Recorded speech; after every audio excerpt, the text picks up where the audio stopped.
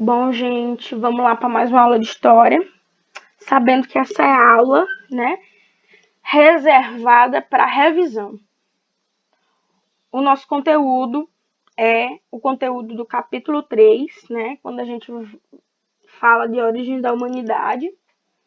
E a gente teve um bom tempo aí para ler, reler e compreender mais e mais, né, o que foi, o porquê, né, de chamarmos origens, né, e não apenas origem da humanidade.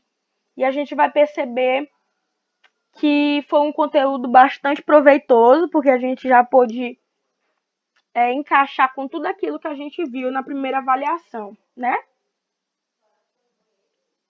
Por exemplo, o primeiro tópico que a gente vai discutir, vai relembrar, principalmente, são as teorias de origem, né? A gente vai perceber que não só existe uma, né, mas duas. Aí a gente vai caracterizar como criacionismo e evolucionismo. São duas teorias que tentam explicar as origens, né, dos seres humanos. E aí aqui temos as explicações religiosas para o surgimento do ser humano, né? Então, essas explicações religiosas, elas se aproximam, né, da relação entre a divindade, né, e o surgimento do ser humano. Então, eles vão explicar que o ser humano ele foi criado, né, por uma vontade divina, né, por uma vontade dos deuses, né, porque essas explicações elas vão variar conforme cada cultura e cada região. Temos aí os gregos, né, os hinduístas, os islâmicos, os cristãos, os tupi-guaranis, os iorubás. Eles vão explicar o surgimento dos seres humanos, principalmente em relação aos poderes divinos, né? Então, essas explicações, elas foram criadas justamente para dar, né, a explicação do surgimento dos seres humanos, baseando-as no querer divino. E aí temos aí, em contrapartida, a ciência. A ciência que está justamente ligada a outra teoria, que a gente pode conhecer como a teoria do evolucionismo. Quando a gente vai lembrar dessa palavra, a gente vai poder relembrar o que já tinha sido discutido em sala de aula, né? E relembrar de um personagem importante, que é o cientista Charles Darwin. Porque ele observou, né, que ao longo do tempo, não só os seres humanos, né, mas os seres vivos, eles ao longo do tempo foram adquirindo características diferentes ao longo do tempo. E ele observou que existia o quê? Uma adaptação dos seres vivos em determinados ambientes. Ou seja, o ser humano ele ia passar por um longo processo também, né? Um longo processo de adaptações. Então, quando a gente vai falar de evolucionismo, adaptação, aí a gente vai lembrar também do que a gente conversou, né? Como foi que a ciência pôde explicar a origem dos seres humanos? A ciência pôde explicar a origem dos seres humanos, principalmente relacionando, né, a origem do ser humano como um longo processo de evolução, né? Ou seja, a cada ano, a cada milhões de anos, né, ao passar do tempo, os seres humanos eles iriam adquirindo características mais complexas, né, se adaptando também, principalmente em relação aos determinados ambientes que ali eles viviam, né? Eles iam se adaptando. E aí o que a gente vai pensar? A gente vai pensar no que a gente já viu, né? Como o processo de hominização, né? Processo de hominização que a gente vai conversar mais na frente. Então, evolucionismo é isso. Ao longo do tempo, os seres humanos eles iriam adquirindo características um pouco mais complexas, né? E essas características elas estavam também diretamente relacionadas ao território, ao ambiente que esses seres humanos eles estavam, né? Charles Darwin também vai basear, né, esse longo processo natural de adaptação, principalmente aí no que a gente conhece como seleção natural, né, que seria a adaptação. Conforme o ambiente, o ser vivo, o ser humano, ele ia se adequar às condições, né? Às condições de determinado ambiente. E aí, vocês vão lembrar do que eu sempre disse. Não é o mais forte que vai sobreviver, e sim o mais adaptado, né? E aí a gente vai fixar todos esses conhecimentos sobre o evolucionismo e a teoria de Charles Darwin quando a gente vai pensar o processo de hominização, né? O que foi esse processo? O processo de hominização nos lembra muito bem a teoria de Charles Darwin. Por quê? O que constitui o processo de hominização? O processo de hominização tem a ver com o quê?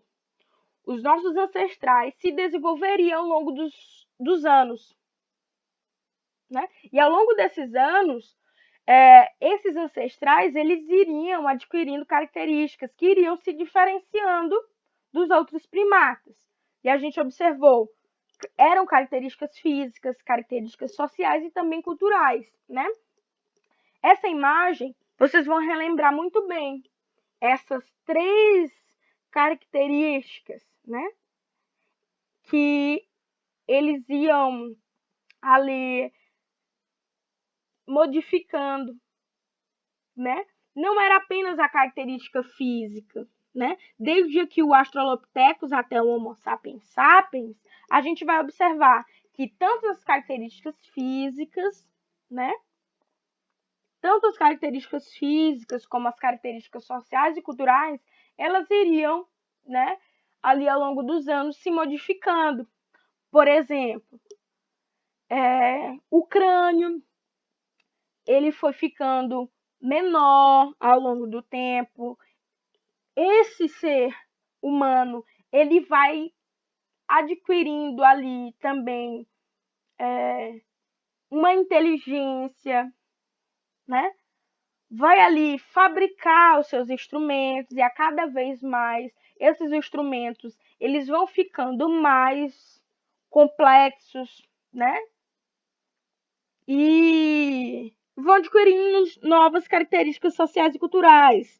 Outra característica principal que eu disse para vocês, a descoberta do fogo, né?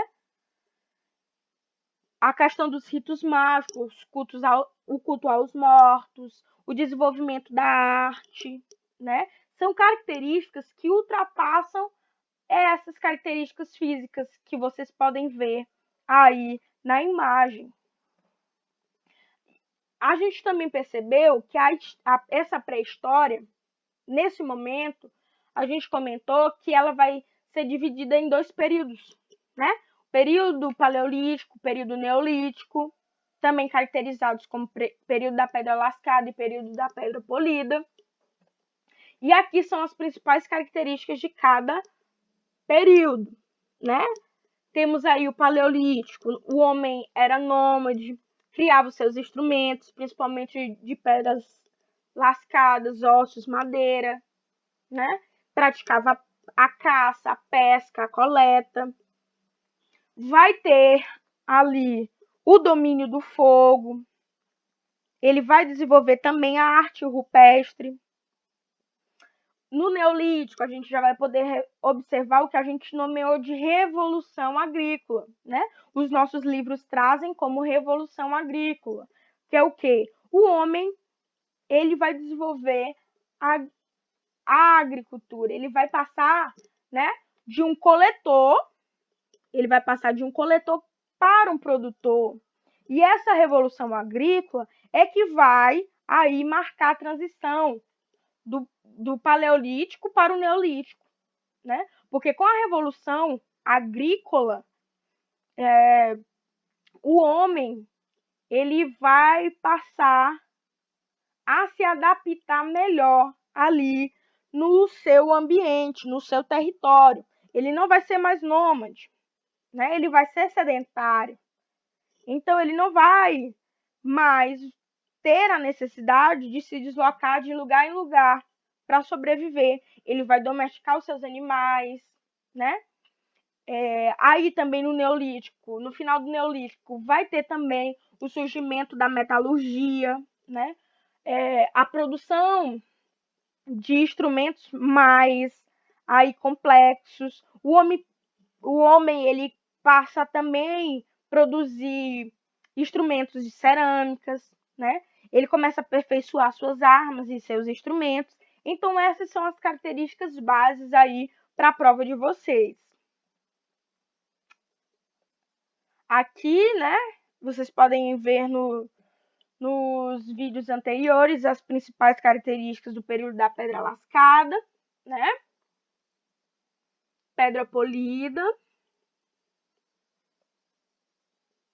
E outro tópico aí fundamental para avaliação, que é justamente o povoamento da América.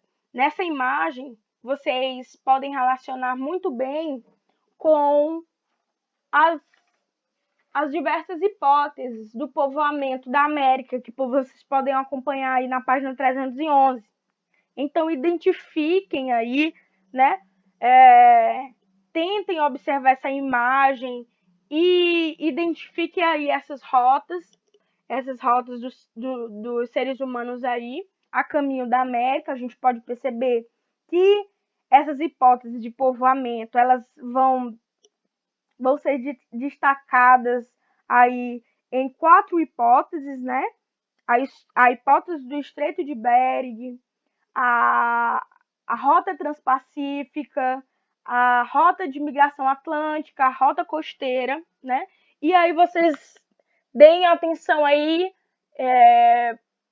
para o que a gente discutiu. A gente sabe que uma das rotas mais aceitas, né, é a rota de Bering, né, que é justamente com o congelamento aí na era glacial do Estreito de Bering.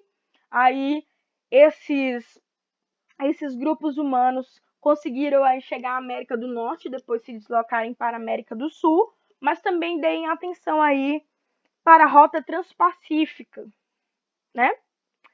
A rota principalmente feita por pequenas embarcações. E aí, quando a gente vai pensar em povoamento da América, não se esqueçam das pesquisas da nossa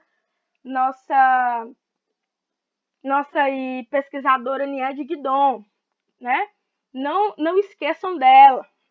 Qual é a crítica que a Niede Guidon fala sobre o povoamento da América? Em que se baseia aí as pesquisas de Niede Guidon, né? Feitas aqui no Piauí, principalmente no município de São Raimundo Nonato. Aqui, né, são as hipóteses e aqui as interpretações feitas no Brasil, principalmente quando a gente fala aí da arqueóloga Niede Guidon, né? Vocês percebam aí que ela se utiliza principalmente dos vestígios humanos encontrados no Parque Nacional da Serra da Capivara, né? Para não afirmar uma única teoria, mas ela faz com que a gente pense que a chegada desses seres humanos aqui na América não foi feita por um caminho apenas, né?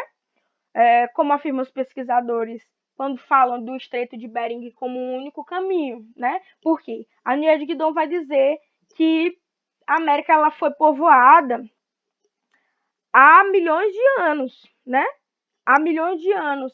E principalmente antes aí da era glacial. Então ela vai dizer que existem vestígios que podem aí nos fazer pensar em um povoamento mais antigo na América, né?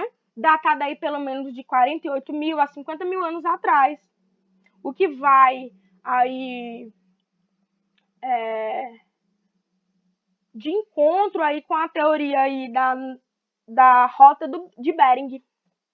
E aí não se esqueçam da importância do nosso estado para as pesquisas relacionadas ao povoamento, tá bom? Vejam, pesquisem qual a importância do nosso estado para esses estudos, né?